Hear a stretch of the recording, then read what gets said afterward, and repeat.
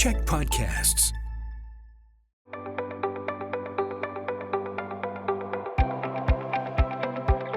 Hi, I'm Bruce Williams. I'm the CEO of the Greater Victoria Chamber of Commerce. Welcome to Chamber Chats, coming to you as always from here in the podcasting studios of the Czech Media Group, one of our chamber champions.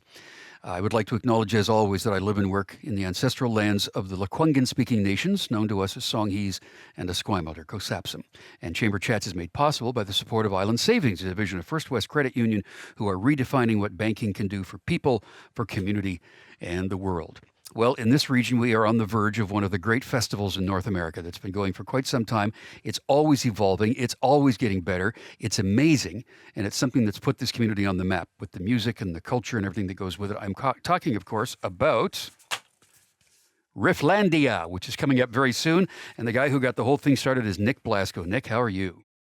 Great. Thank you. Thanks for having me. This has been such an evolution over the time since the thing has begun. But when we very often do these podcasts, we say to somebody, so you meet somebody for the first time, and they say, what do you do? And you say, well, I'm Nick, and I run Rifflandia. They say, Rifflandia, what's that? What do you tell them? Really good question.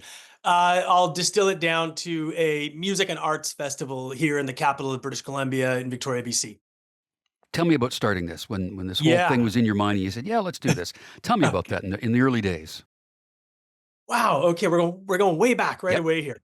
Okay, so I think the key to the genesis of this really was just my experience, I think, in the music business overall. I grew up in this town playing music as a kid. I had bands of my own. I was promoting concerts since I was, 14 years old, and kind of immersing myself in everything to do with music. And I went on to also become a manager. And I was managing a lot of recording artists for, the better part of 2 decades. Tegan and Sarah, you managed? Yeah, Rich Turf Fry, Tegan and Sarah, many, many others. And part of what I was doing was traveling around the world, going to different festivals. And I was going to Australia, I was going to Europe, I was going to all over the United States, all over Canada, and kind of making this kind of mental list of, what it was that made festivals so great.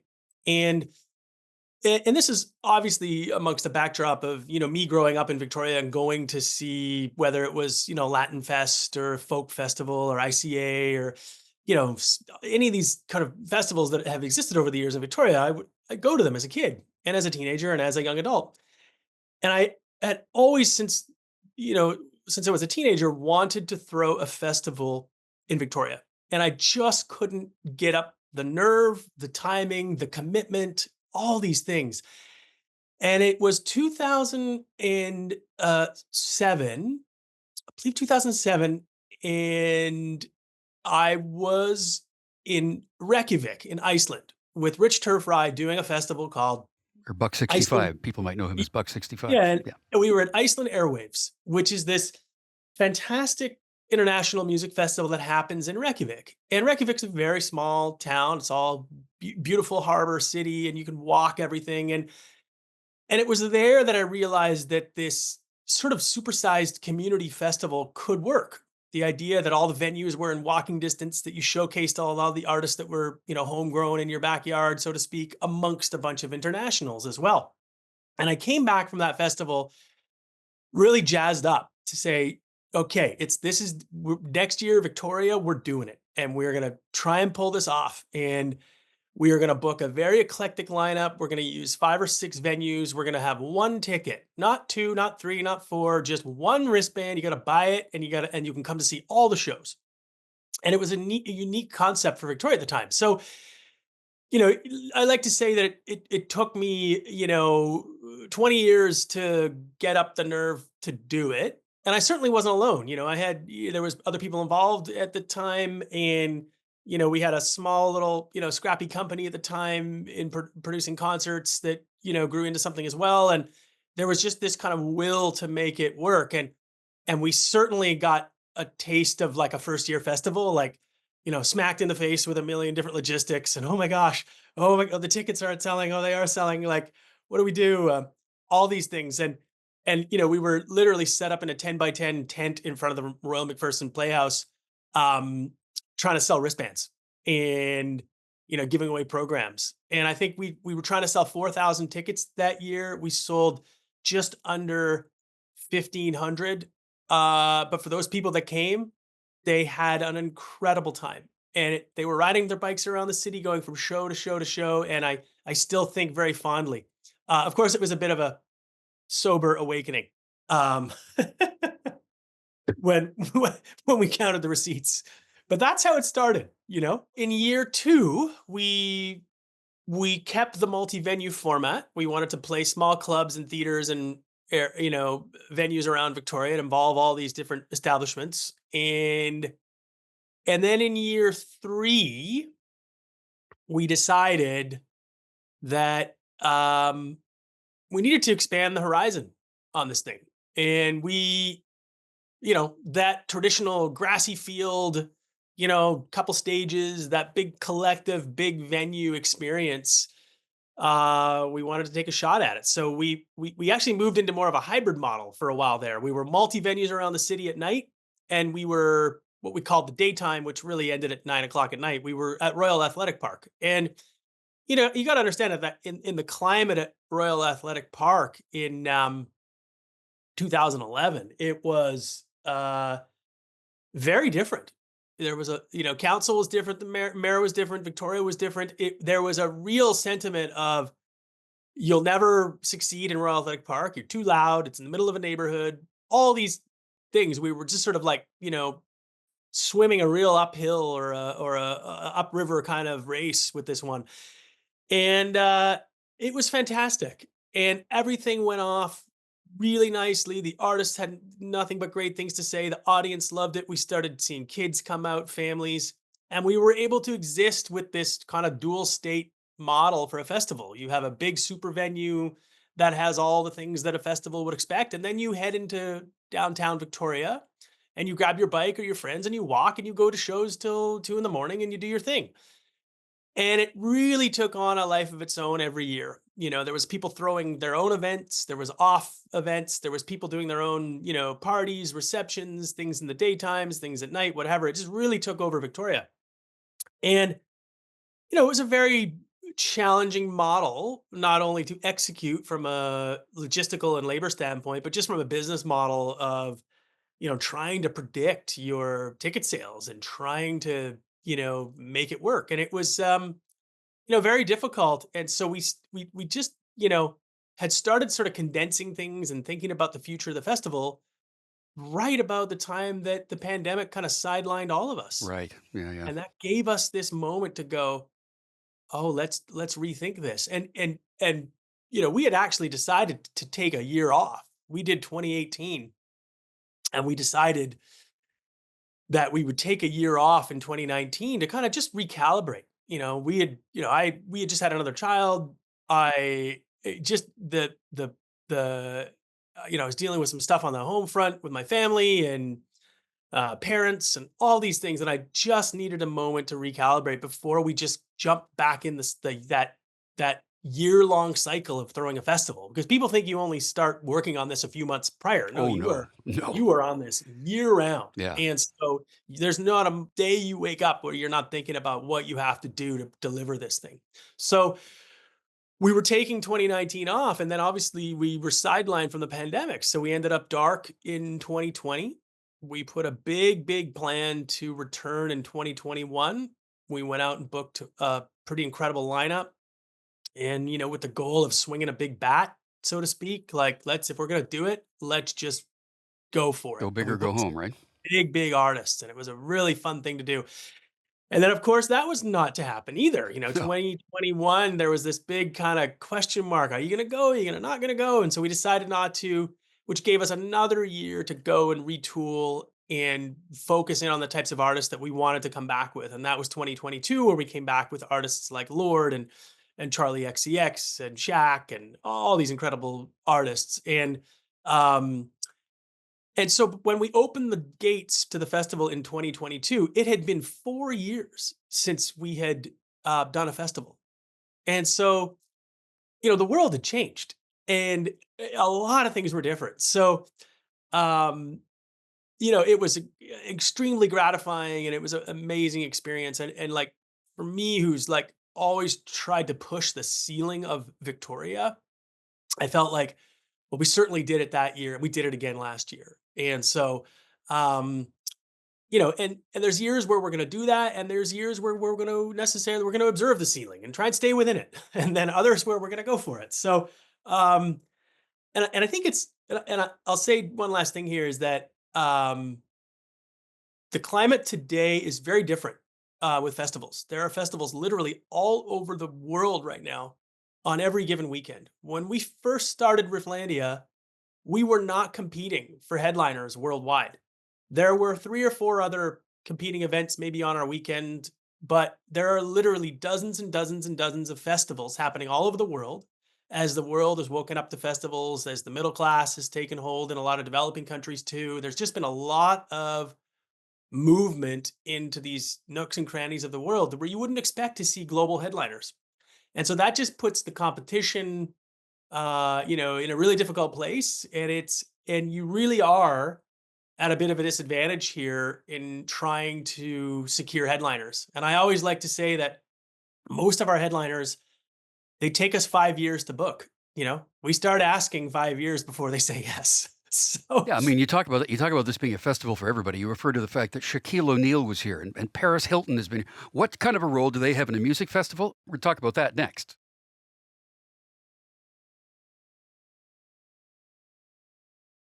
We're talking today with Nick Blasko on Chamber Chats. We're talking all about Rifflandia.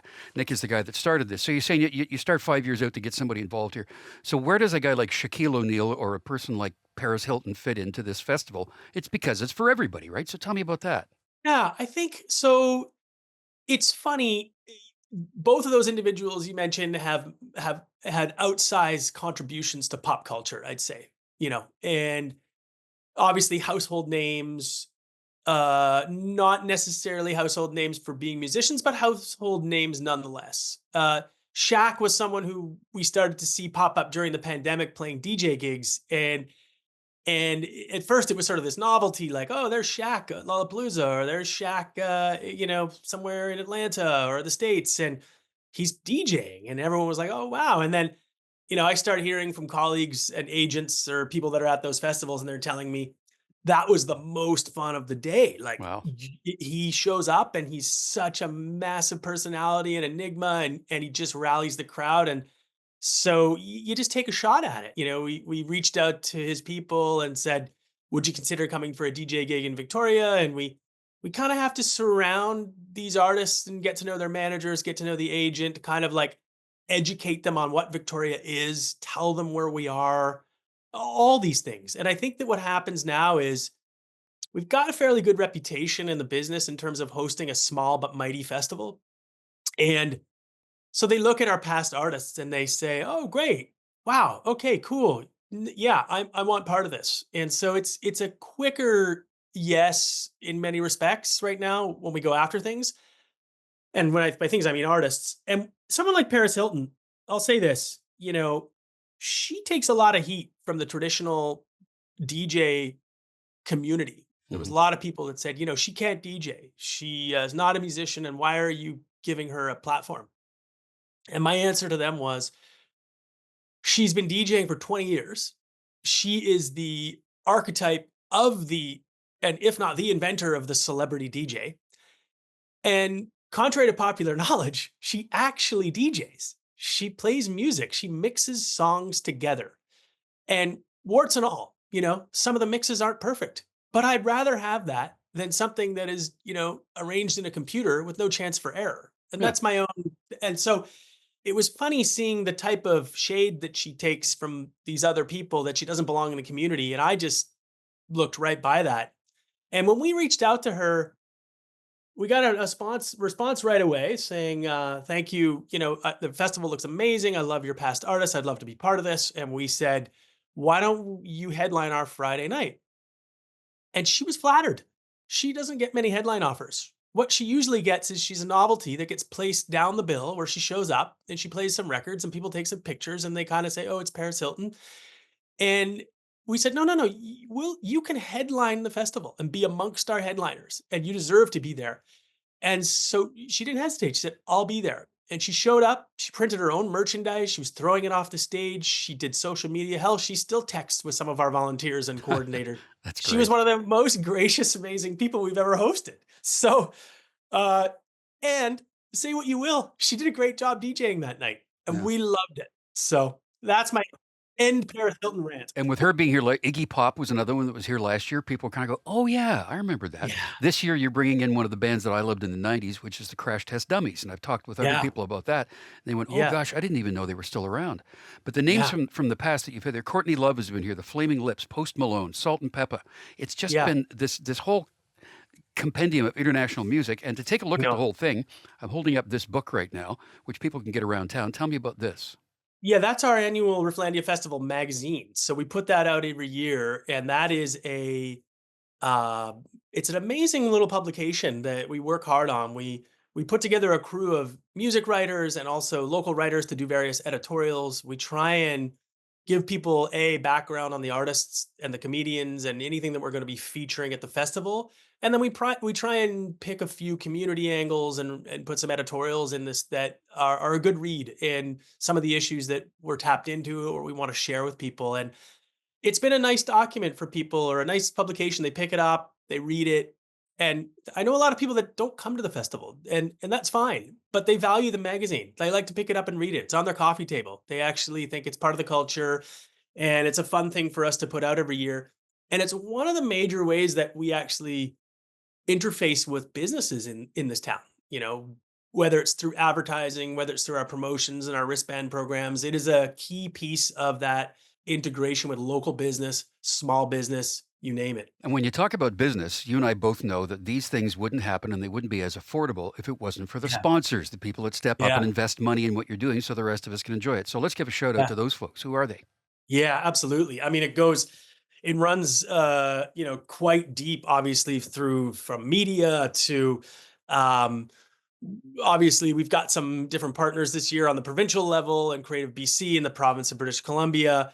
You know, we roll straight through to some of our food and beverage portfolio companies and straight and narrow, obviously successful local brand to Phillips Brewery, who have been with us since, gosh, day one. Day I like one, to yeah. say, yeah, like day one and a half, maybe. But no, actually day one. They've been brewing our own beer for us for, 14 years right now. Yeah. So Jose Cuervo uh, is a part of this too.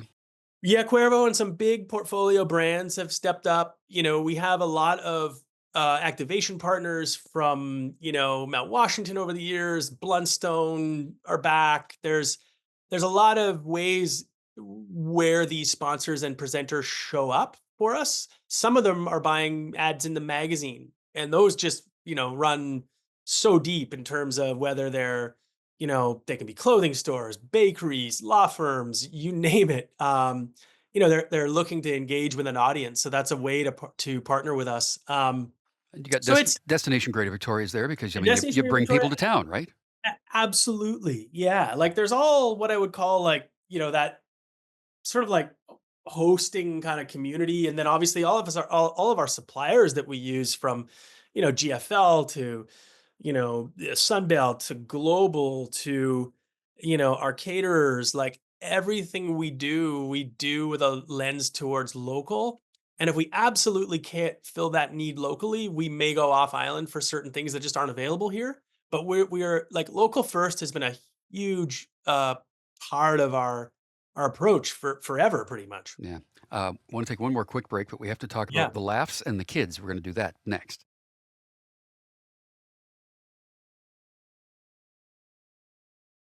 Nick Blasko is our guest today on Chamber Chats. We're talking about Rifflandia that's coming up in September. What's Laughlandia? Good question. I'd like to think it was somewhat self-explanatory. However, Yeah. Laughlandia is essentially a miniature comedy festival within our festival. So, these are national and international level comics that, by and large, don't have a lot of opportunities. There are some comedy festivals around the world, but it's a there's a sort of a class of comedians that I think is, obviously, they're working. These are working, some of them are writers, some of them have credits on some of the biggest festivals out there. And, Dan Duvall, local individual and a comedian himself, curates this. It's the third year in a row, and we're starting to get a bit of a name as like this is a gig that they enjoy, that there's always a big audience for. Every show is packed, and it's an enjoyable weekend where they get to meet some people, they get to come see some music shows, and it feels a bit different. And it's from what I'm hearing, because I don't book it myself. So, but I'm hearing that the feedback is amazing. We take care of everyone really well, which I'm not surprised. And that we are sort of on the map as a comedy destination now too, which is pretty cool. And to make it an all ages event as well, you have Kidlandia. Tell me Yeah. what's Kidlandia? Kidlandia is awesome. It's an area that first appeared probably about a decade ago at Royal Athletic Park, and when realistically a lot of our contemporaries were starting to have children, and I thought to myself, let's like most kids areas at festivals are an area that they put way off in the middle of nowhere where the kids aren't going to run around interfere with anyone, and maybe there's a bouncy castle somewhere or a few things. And I said to me that you know that wasn't the right approach. We needed to make sure the kids could have a good time, but the parents could also have a great time. So when we first built Kidlandia, it was a tented area in very close proximity to the main stage that we had fenced in, and we'd filled it with kids activities and staff to do things with your kids. And there was various sponsors, and we had an instrument petting zoo at the time. We had tons of arts and crafts. We had chill out zones, but it was an area to put your kid in and let them run around and have the great time while you could still see the main stage and with a perfect view. And if you wanted to have a beverage in your hand at the same time, no problem. So this was about utility, giving the kids what they want, but also giving the parents what they want. And I think that on the surface, a lot of parents were nervous about it. I'd never take my kid to a music festival. That sounds crazy. But one by one, they'd all come and say, "Oh, this was incredible. You figured it out. We don't have to give up going to music festivals now that we have children. We come the family." Yeah, if the kids aren't happy, the parents aren't going to be happy either, right? Yeah. So this is coming up. It's September 13th, 14th, and 15th. Ja Yeah. Rule is going to be there. The Beaches, Tokyo's Police Club, Broken Social Scene, and of course, the Crash Test Dummies, as I mentioned. The website has all kinds of information where you can get tickets. Nick, congratulations for what you've done with this all through the years. Perseverance has paid off, and a very strong vision as to what this thing is going to be and always has been. So good on you for doing it, and thanks for your time today. Thank you so much. Nick Blasko is the founder of Rifflandia. Again, coming up very soon. Watch for this around town to get more information. I'm Bruce Williams. We'll see you again for another Chamber Chat.